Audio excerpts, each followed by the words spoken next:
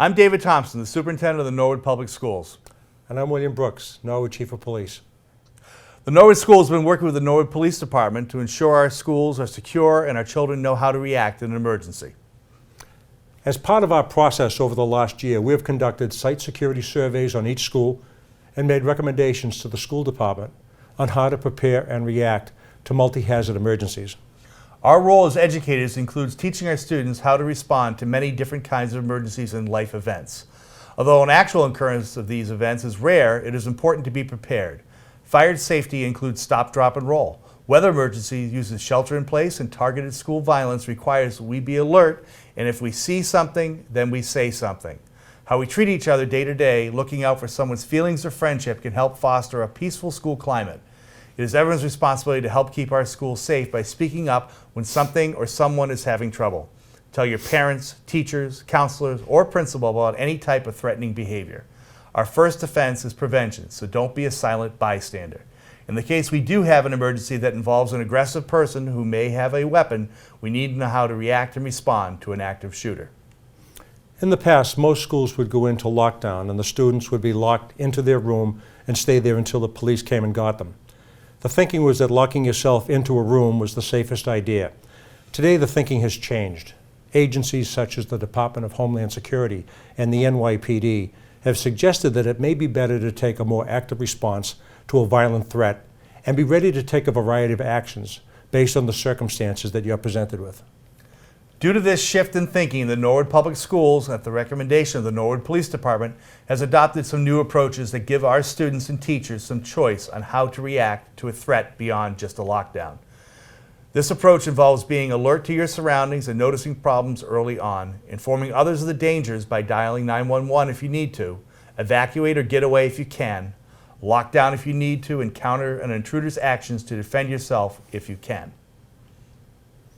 So think first. Consider your options. Run, hide, or fight is a general guideline that will help in an emergency situation. Our goal is to let everyone know that they can act to save themselves. Think about it this way. If there's someone with a gun at the front entrance to your school and your classroom is at the back of the school, should you stay in your room or should you run out to the nearest door to safety? Chief, let's flip that around a bit. What should a child do if their classroom is right next to the office and they can't run because they are too close to the danger?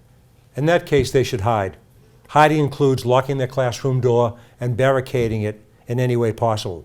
Students may also start to think about getting out of that class through a window if possible. Chief, what if a gunman pushes his way into the classroom after it's been locked down? Well, at that point, the only choice they have is to fight. They can throw books or chairs or anything at all at the gunman. Chief, it sounds like run, hide, fight gives the students and teachers that are confronting a gunman a lot of options. That's exactly the point of run, hide, fight. It allows each person to make a decision about how to act based on their particular situation. For example, if there's a gunman at the office and I am at the gym on the far side of the building, it does not make sense for me to hide in the gym when there is an exit door right next to me. I should run out that door to safety. Chief, if the students and teachers are allowed to make their own decisions, how do we keep the situation from becoming chaos? Let's take the example of the student in the gym. Say that student runs out the exit door. He will then run to a designated student rally point where school staff and the police will also be responding.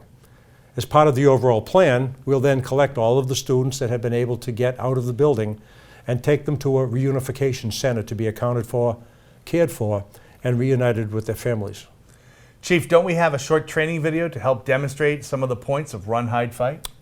Yes, we do. Some of our officers, along with some of the Norwood High School students, spent some time putting this together to demonstrate what we just talked about. Let's roll that now.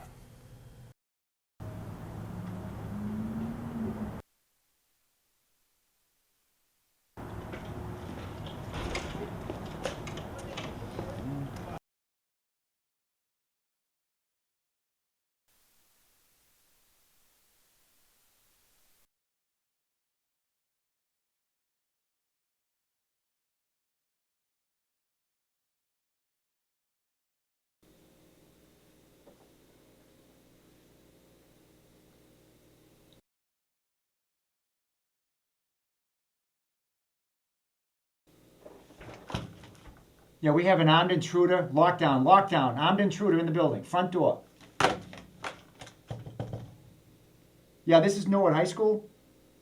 We have an armed intruder in the front lobby. Armed intruder in the front lobby. There is an armed intruder in the front lobby of your building. What would you do?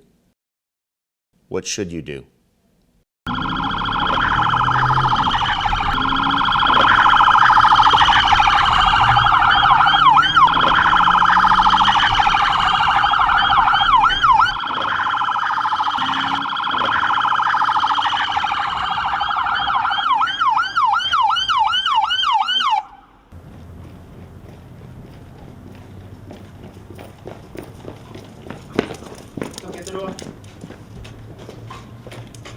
The police are on the way. How do you protect yourself until they arrive? You have 3 choices depending on your situation and how close you are to the danger. Run, hide, or fight. If your room is away from the danger, or if you're instructed by your teacher and you can get out of the building safely, then your first choice should be to run from the danger. Leave your belongings behind when you go. Shooter, evacuate. Go, go.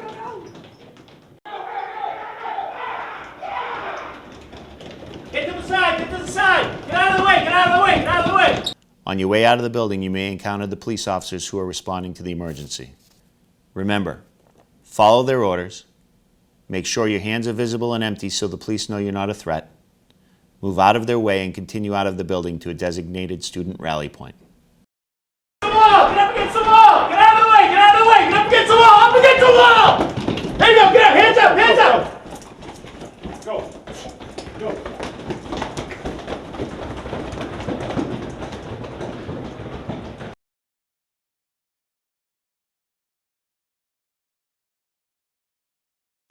What if your room is too close to the danger and you don't know if you can get out safely?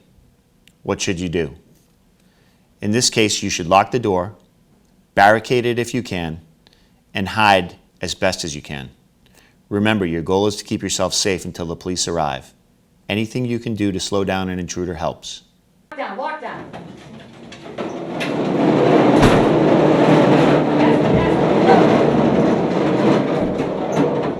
Hey, go in the corner, go in the corner.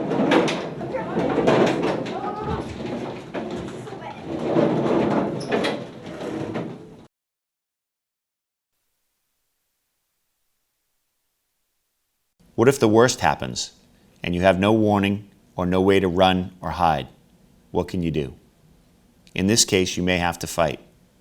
That could mean throwing books or other objects at an attacker and swarming him if necessary. Thanks for the friggin' deed!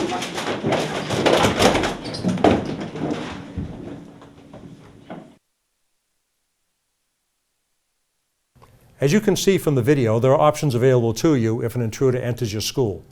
Remember to think first and consider what you have just learned. Run, hide, or fight. You must do what you can to protect yourself until the police arrive. Staying alert to your surroundings and helping one another is another strategy that we can all employ to protect ourselves from danger. The best way to prevent something from ever happening is to let an adult know that you suspect there may be a problem. Don't be afraid to let someone know your suspicions. Remember, if you see something, say something. Your teachers, the principal, the police are here to help keep you safe. But we need you to speak up.